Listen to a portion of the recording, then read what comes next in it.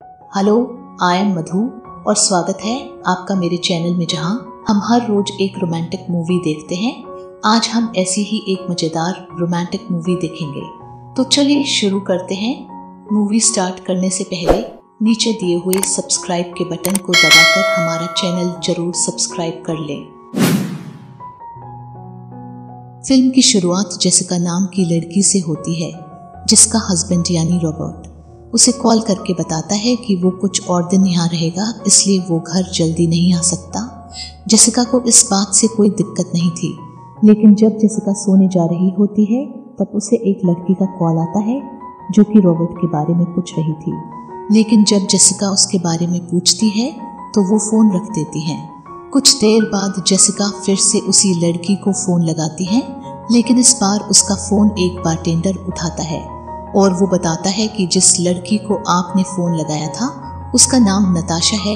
इसके बाद नताशा उस बारटेंडर को फ़ोन रखने के लिए कहती है।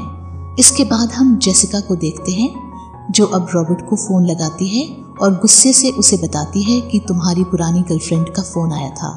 ये सुनकर रॉबर्ट कहता है, मैं अभी तुरंत घर आ रहा हूँ। घर आने पर वो सारा दोष जेसिका पर लगा देता है और कहता है कि अगर तुम मेरे साथ इंटीमेट होने में इंटरेस्टेड होती तो मुझे बाहर अफेयर करने की ज़रूरत नहीं पड़ती। रॉबर्ट की कहीं ये बात सच थी? जेसिका रॉबर्ट को छोड़कर जाने की बजाय उसे माफ़ कर देती है। इसके बाद हम जेसिका को उसकी दोस्त के साथ देखते हैं। तभी जेसिका के हिप्स में बहुत दर्द होने लगता है, तो उसकी दोस्त उसे ग्रेन नाम के डॉक्टर का नंबर देती है। इसके बाद हम जेसिका और ग्रेन को हॉस्पिटल में देखते हैं, जहां पर ग्रेन उसका चेकअप कर रहा था। जिसके कुछ देर बाद वे उससे कहता है कि आपके मसल में कोई प्रॉब्लम नहीं है। साथ ही वो जेसिका से उसकी इमोशनल लाइफ के बारे में पूछता है, जिस पर जेसिका कहती है, मेरी इमोशनल लाइफ बिल्कुल ठीक है। एक बात जेसिका ग्रेन को बताती है कि उसके पति रॉबर्ट का किसी और लड़की के साथ अफेयर है। वो मुझसे प्यार नहीं करता, लेकिन अब उसने कहा है कि वो तभी मुझसे प्यार करेगा जब मैं अपने ब्रेस्ट बड़े करवा लूंगी। इस पर ग्रेन पूछता है कि क्या तुम इस सबसे खुश हो? साथ ही वो कहता है कि प्यार का मतलब सिर्फ फिजिकल होना नहीं है, बल्कि प्यार का मतलब दो लोगों के बीच एक इमोशनल अंडरस्टैंडिंग होना है। जेसिका को ग्रेन की ये बात बहुत अच्छी लगी थी और वह घर जाकर भी सिर्फ उसी के बारे में सोच रही थी। इसके बाद हमें कुछ दिनों बाद का सीन दिखाया जाता है, जहां ग्रेन बताता है कि तुम अब ठीक हो चुकी हो। जेसिका ये सुनकर काफ़ी खुश थी। तभी ग्रेन जेसिका को किस करने लगता है, लेकिन वो उसे मना करती है। ग्रेन कहता है कि इसमें कुछ बुरा नहीं है, तो जेसिका उसकी बातों में आकर उसके साथ इंटीमेट होती है और उसी रात रॉबर्ट जेसिका को बताता है कि उसे एक अच्छा डॉक्टर मिल गया है, जो कि उसके ब्रेस्ट की सर्जरी करके उन्हें बड़ा बना देगा। ये सुनकर जेसिका उसे कहती है कि उसे ब्रेस्ट की सर्जरी नहीं करवानी। वो ये भी कहती है कि मैं इस शादी से जरा भी खुश नहीं हूँ, इसलिए अब हमें तलाक ले लेना चाहिए।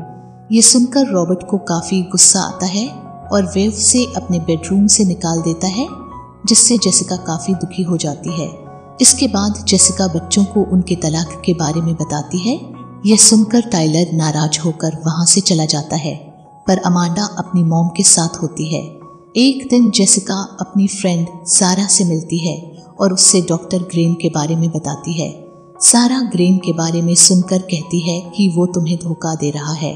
उसका और एक दूसरी औरत के साथ अफेयर है, जो कि उसके बच्चे को आने वाले 3 महीने में जन्म देने वाली है। ये सुनकर जेसिका पूरी तरह से शॉक्ड हो जाती है और वो सीधा ग्रेन से मिलने के लिए जाती है। वो उसके बारे में उससे पूछती है, जिस पर ग्रेन कहता है कि मैं तुम्हें बताने ही वाला था, मगर इससे पहले ही तुम्हें बाहर से पता चल गया। यह सुनकर जेसिका वहाँ से चली जाती है। इसके बाद जब जेसिका अपने फ्रेंड के साथ शॉपिंग कर रही थी, तभी वो जेसिका को ऑनलाइन डेटिंग साइट्स को ट्राई करने के लिए कहती है और जेसिका ऐसा ही करती है। वो एक डेटिंग साइट पर अपना प्रोफाइल बनाती है और उससे पहले दिन ही 48 लोगों का रिस्पॉन्स आता है। घर आकर वो फिर से उस साइट को चेक करती है, तब उसे ड्यू नाम के आदमी का ईमेल आता है, जिसमें लिखा था कि उसे स्ट्रॉन्ग लड़कियां पसंद है, जो उसे सेक्सुअली सेटिस्फाइड कर सके और मैं आपको वैसा ही बना सकता हूँ, फिर आप फिजिकली और इमोशनली स्ट्रॉन्ग बन जाओगी। जेसिका उसकी बातों से इम्प्रेस हो जाती है ड्यू जेसिका को वो चीजें करने को कहता था जो जेसिका को पसंद नहीं थी। दरअसल वो उसका टेस्ट ले रहा था। जब जेसिका घर आती है और मेल चेक करती है तो ड्यू उसे अपनी फोटो भेजता है, जिसे देखकर जेसिका काफी खुश होती है और डिसाइड करती है कि वो एक बार ड्यू से जरूर मिलेगी। दरअसल वो ड्यू से मिलकर किसी बिजनेस आइडिया पर काम करना चाहती थी, क्योंकि ड्यू बहुत बड़ा बिजनेसमैन था।